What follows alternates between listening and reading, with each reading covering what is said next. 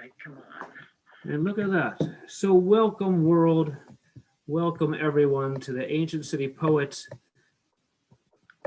December open mic.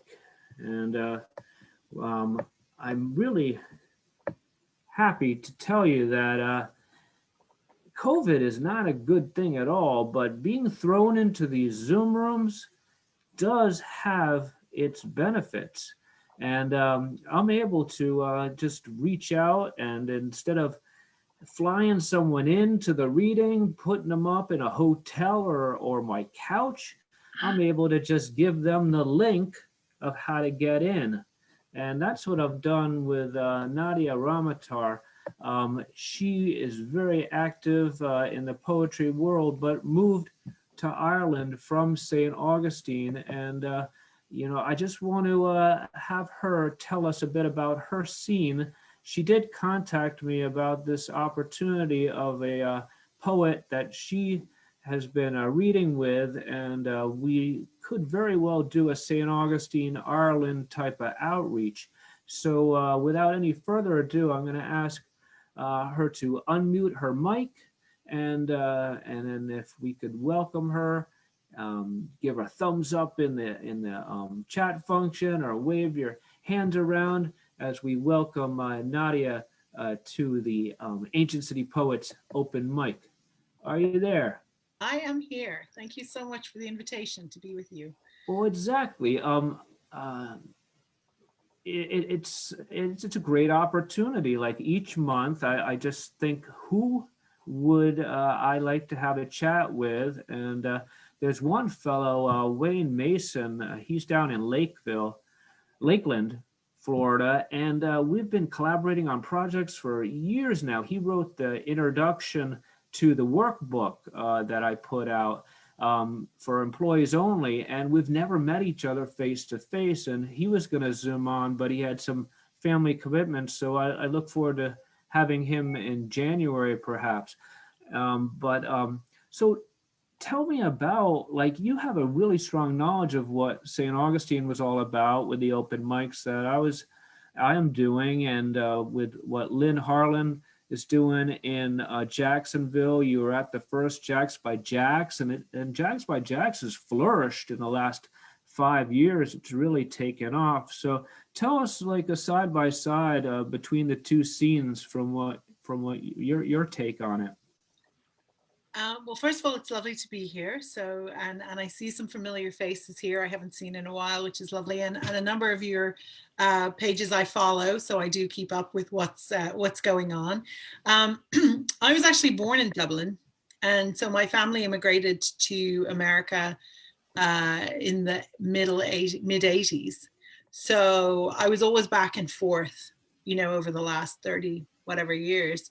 When I wrote my first book, I decided I wanted to launch it at the Irish Writers Centre. And then the year after that, I moved back to Dublin. But I'm actually a little south of Dublin now in Wicklow. But Chris, in answer to your question, I think one thing, any of you, I don't know if you can put your hand up if you've been to Ireland. Have any of you been? Yeah, a number of you have been. So, for example, I went to the same school as W.B. Yeats. So I grew up with this portrait of W.B. Yeats hanging, in the assembly hall. A. Russell was down the road. Everywhere you go in Dublin, you kind of walk, you can't help but run into, Brendan Behan was here, Jonathan Swift is here, blah, blah, blah, Your mic. Oh, sorry, muted. That was weird. So basically, everywhere you go in Dublin, in Ireland, all over Ireland, you basically are meeting living poets, or there are dead poets near you. So there's a very kind of rich literary culture here. And for example, I was recently asked to read a poem for an anthology by somebody who was in their late 20s.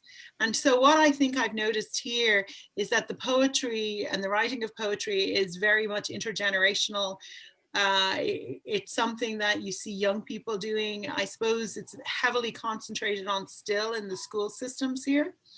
So perhaps being a poet or writing poetry here is a lot less fringe, maybe, than it's kind of not really, it's quite normal. They say you can't live in Ireland, if you throw a rock, you're going to hit a writer. So, I mean, it's kind of how it is here. So you would find here that there would still be a lot of people who are receiving grants or fellowships or different things. I've met a number of poets since I've been here. I've been given a number of poetry books since I've been here. So I suppose there's still quite a vibrant support of poets and poetry here. I belong to a group that meets on Wednesday nights, and Donna is the gentleman from Armagh, and when you say Armagh, you have to say it with an Irish, Northern Ireland accent. And he's an incredible person. And so one of the things with that group is we get challenges of themes, and then we write something related to the theme. But I've met a number of lovely people from all over the world through that group.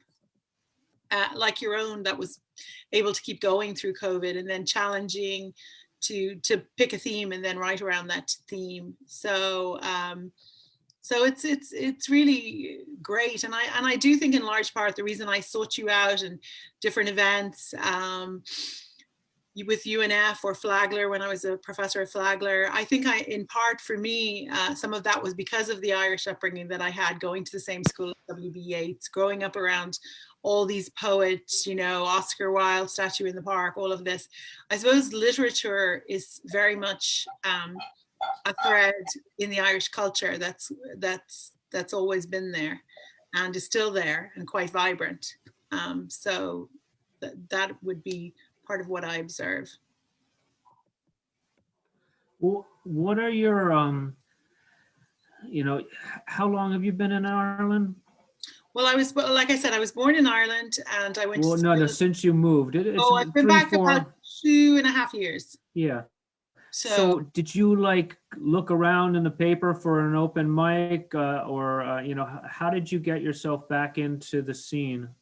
Well, I suppose most of it was social media. You know, I think you're kind of, it's so much easier now to find groups or to find individuals. And I did, once I attended one Zoom poetry reading, then I was able to meet other poets all over Ireland. So I've met people in the north and the south and all over, and then Irish poets living in America, Irish poets living in Canada, living in Australia. So, you know, they're all over the world really. So, so I think social media, and then again, the books themselves. I was actually given 3 poetry books for Christmas. So, I mean, you know, there's quite a lot of activity, and I suppose if people can get anthologies published, it encourages them to be writing and creating new work as well. Got you. So I know we've been in touch, and you had a lot of excitement about putting me together with the guy who's the MC, but would that excitement also include getting together with other St. Augustine poets? So would you like to have a cross-pollination or I think that would be great. I think it would be great. You know, I think poets are kindred spirits because there's so many reasons not to write poetry, so many reasons to give up, and yet here we are. So I definitely think they would love that. I think they would really enjoy that. And he's, I think you and he would really be great co-hosts. And I think they could easily do a lineup of alternating between a St. Augustine and an Irish poet. And well, we're always seeking out for our Pam Jam series, poets, artists, and musicians spreading joy. So a poet aligns with a visual artist, and a poem and a piece of artwork comes out of that get together, whether it's virtual or face-to-face. And then when that work of art is created and there's a poem, then we bring in a musician and make a music video to highlight those 3 collaborating forces. So I would love to see a Pam Jam Ireland.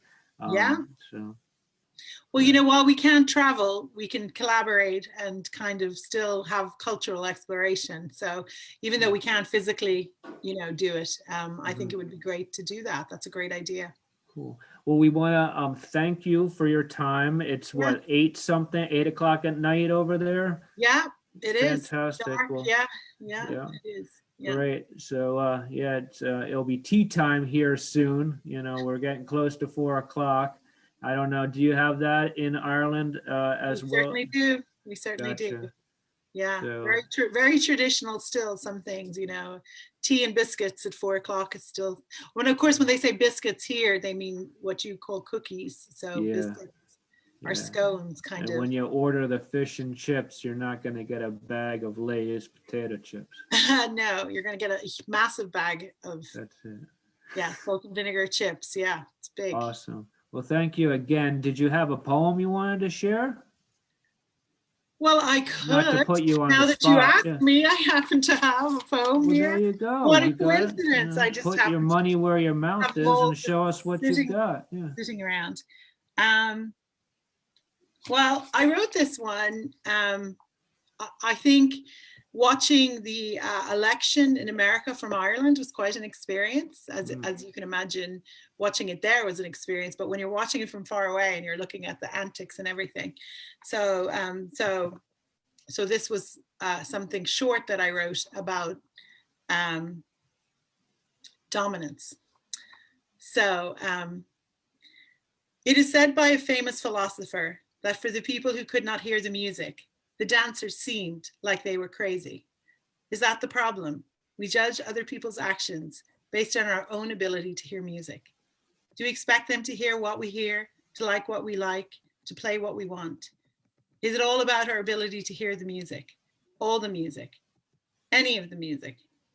Is it about us listening rather than us blaring people out with our own sound? Awesome. Thank you so much. And everyone, the applause is deafening. People Thank you, are, thank you. yes, people, and you know, that's what we love to do. Just thumbs up or clap and so forth. And so, well, thank you so much, Nadia. And Thank we're you. so And I will grateful to be in continue touch. watching on Facebook. So I will. Absolutely. Yes. Yeah. Lovely to see you. Thanks for having me. Very good. Thank you. Bye-bye. Well, wasn't that interesting? And it just gets more and more exciting as we go on, because the next person